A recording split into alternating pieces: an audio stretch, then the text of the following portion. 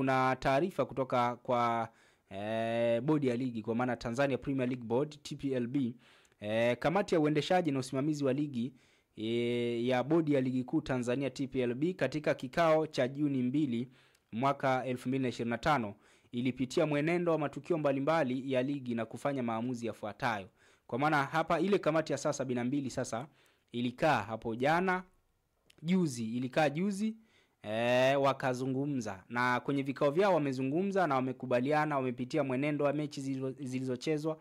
Lakini baada ya hapo mkeka sasa umetoka. Mechi nambari 190, mechi kati ya Simba dhidi ya Mashujaa, mchezo ambao ulichezwa kwenye uwanja wa KMC Complex na Simba akashinda mabao 2-1. Mchezaji wa klabu ya Mashujaa Saif Abdallah amefungiwa michezo mitatu na kutozwa faini ya shilingi 500 kwa kosa la kurusha chupa za maji kuelekea kwa mashabiki, huku pia akionekana mara kadhaa akiingia uwanjani kumlalamikia mwamuzi wa mchezo akitokea katika benchi la timu hiyo kwenye uwanja wa KMC Complex, mchezo ambao ulichezwa Mei 2 mwaka 2025. Adhabu hii ni kwa mujibu wa kanuni ya 41 ibara ya 5 kifungu cha 5 mpaka kifungu cha kanuni ya 41 kifungu cha 5 ibara ya 5.3 sawa ya ligi kuu kuhusu udhibiti wa wachezaji. Lakini pia mtunza vifaa wa klabu ya Mashujaa ambaye anaitwa Juma Nyenje, yeye amefungiwa miezi 6 na kutozwa faini ya shilingi 500 kwa kosa la kurusha chupa za maji kuelekea kwa mashabiki kwenye mchezo huo uliochezwa tarehe 2 Mei 2025 katika mchezo huu, wakati mchezo huo ukiendelea. Adhabu hii ni kwa mujibu wa kanuni ya 46 ibara ya 3 ya ligi kuu kuhusu udhibiti kwa viongozi. Lakini pia mchezo kati ya JKT Tanzania dhidi ya Mashujaa dhidi ya Fountain Gate, JKT Tanzania 3 Fountain Gate 1. Klabu ya Fountain Gate imeadhibiwa kwa kutozwa faini ya shilingi milioni 1 kwa kosa la kukataa kutumia chumba maalum cha kuvalia. Badala yake walitumia eneo la nje ya chumba kwa shughuli hiyo, kinyume na matakwa ya kanuni ya 17 ibara ya 20 ya ligi kuu kuhusu taratibu za mchezo. Lakini pia adhabu hii ni kwa mujibu wa kanuni ya 17 ibara ya 62 ya ligi kuu kuhusu taratibu za mchezo. Lakini mchezo kati ya Simba Sports Club dhidi ya Singida Black Stars, kocha wa viungo wa klabu ya soka ya Simba Riedo Beden ameadhibiwa kwa kufungiwa michezo mitatu na kutozwa faini ya shilingi milioni 1 kwa kosa la kuanzisha vurugu kwa kurusha koni kwenye benchi la ufundi la Singida Black Stars walipokuwa wameketi maofisa wa ufundi na wachezaji wa akiba wa klabu hiyo. Hii ni kwa mujibu wa kanuni ya 45 ibara ya pili kifungu cha pili ibara ndogo ya kwanza ya ligi kuu kuhusu udhibiti kwa makocha. Lakini pia katika klabu ya Simba pia imeadhibiwa kwa kutozwa faini ya shilingi milioni 5 kwa kosa la mashabiki wake kurusha chupa za maji kiwanjani wakati wa mchezo tajwa hapo juu kwenye uwanja wa KMC Complex Mei 28 mwaka 2025.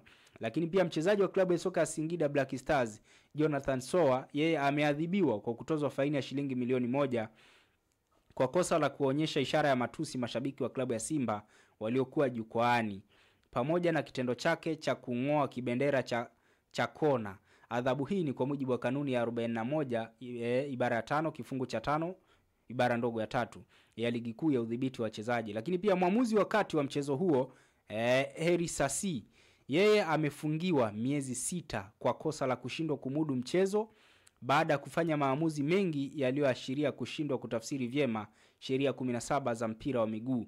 Adhabu hiyo ni kwa mujibu wa kanuni ya 42 ibara ya kwanza kifungu cha kwanza ibara ndogo ya kwanza ya ligi kuu kuhusu udhibiti wa waamuzi. Hiyo ni kuhusiana na mwamuzi Heri Sasi, ambaye yeye tunasema kwamba amefungiwa miezi 6 kwa kosa la kushindwa kuendana na kasi ya mchezo au kushindwa kutafsiri vyema zile kanuni 17 za mpira wa miguu. Na hiyo ni kwenye mchezo ule ambapo baada ya mchezo watu wengi walilalamika kuhusiana na maamuzi yake Heri Sasi katika mchezo ule. Walilalamika kwa sababu gani? Kwa sababu waliona kabisa kwamba kuna baadhi ya matukio ambayo yalikuwa yanatokea na mwamuzi alishindwa kuendana nayo. Kwa mfano, wengi wanakiri kwamba Singida Black Stars walinyimwa matukio mawili ambayo yalipaswa kuwa penalti, walinyimwa penalti zao 2, wengine wanasema 3.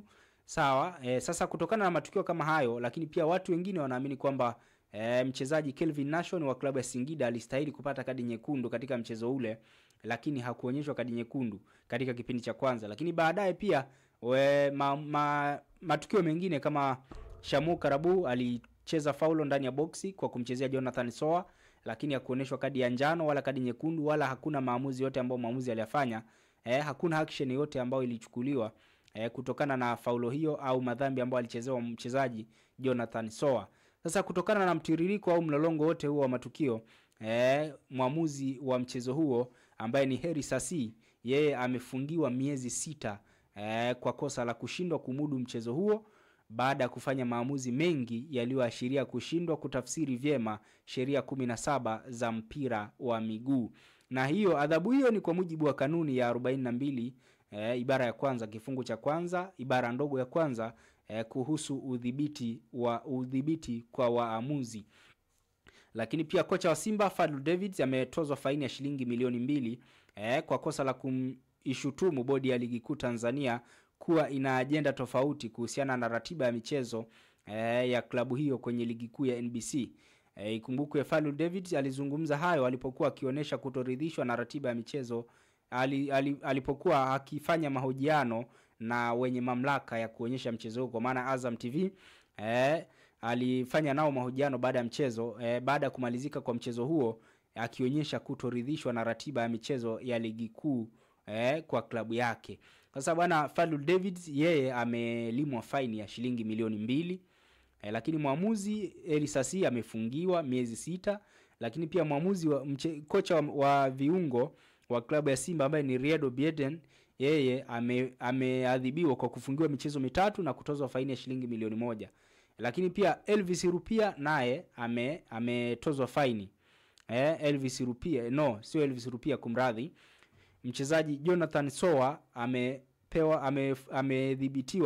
ameadhibiwa kwa kutozwa faini ya shilingi milioni 1 kwa kuonyesha ishara ya matusi kwa mashabiki wa Simba. Lakini tuje kwenye mchezo hiyo, adhabu ambayo kocha wa Simba Fadlu Davids amepewa ni kwa sababu ya kulalamikia ratiba ya michezo hiyo. Na alizungumza baada ya mechi kwamba ratiba zinawabana kwa sababu kila baada ya siku 3 mechi.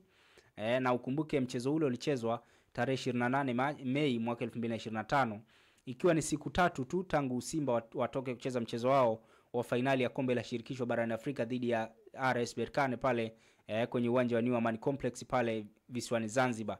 Sasa baada ya mchezo ule tarehe 25, Simba wakasafiri kesho yake, ambako tarehe 26 walisafiri, tarehe 27 press conference na mazoezi, wakaingia kwenye mchezo tarehe 28, wakacheza na wakashinda bao 1-0.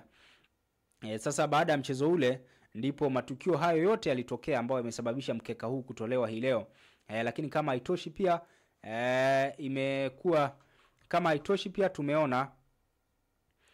tumeona pia kocha Fadlu Davids ambapo alilalamika kuhusiana na ratiba ya timu yake, akisema kwamba huenda bodi ya ligi wana ajenda tofauti kwa timu yake kwa kuipangia michezo kucheza michezo ya ligi ndani ya siku 3. Sasa kutokana na kauli yake amelimwa faini ya shilingi milioni 2 na kamati ya saa 72, ambayo adhabu hiyo ni kwa mujibu wa kanuni ya 45 kifungu cha pili ibara ya 9 kifungu kidogo cha 9 kuhusiana na ligi kuu juu ya udhibiti wa makocha. Hiyo ndio imekaa hivyo. Lakini katika mchezo mwingine bwana, katika mchezo mwingine ni Tanzania Prisons dhidi ya Coastal Union, mchezo ambao ulichezwa kule katika uwanja wa kumbukumbu ya Sokoine jijini Mbeya. Ni kwamba Tanzania Prisons waliibuka na ushindi wa mabao 2-1 dhidi ya Coastal Union, na klabu ya Tanzania Prison yenyewe imeadhibiwa kwa kutozwa faini ya shilingi milioni 2 kwa kosa la watoto waokota mipira, kwa maana wale ball boys au ball kids kuficha na kuchelewesha kwa makusudi kurejesha mipira kiwanjani, ambapo tukio hilo lilianzia dakika 74 ya mchezo wakati Tanzania Prisons walipofunga bao la pili. Watoto hao walikuwa wakificha mipira inayotoka, hali iliyosababisha kuwa na upungufu mkubwa wa mipira licha ya jitihada kubwa za kuwaonya watoto hao, na adhabu hii ni kwa kuzingatia kanuni ya 17 ibara ya 62 ya ligi kuu kuhusu taratibu za mchezo. Hicho ndicho kitu ambacho tumekipata hapa. Hizo ndio taarifa ambazo tumezipata, lakini pia kwenye ligi ya championship pia kuna taarifa nyingi zaidi kuhusiana na kile ambacho kimeamuliwa ama kimeamuliwa na ile kamati ya saa 72 juu ya taratibu za mchezo, taratibu za waamuzi, udhibiti wa makocha, udhibiti wa wachezaji. Kila kitu kimeorodheshwa hapo. Ukipita kwenye ukurasa wa Instagram wa bodi ya ligi, ukurasa wa ligi kuu kumradhi, ukipita hapo utakutana na kila kitu ambacho kimeainishwa.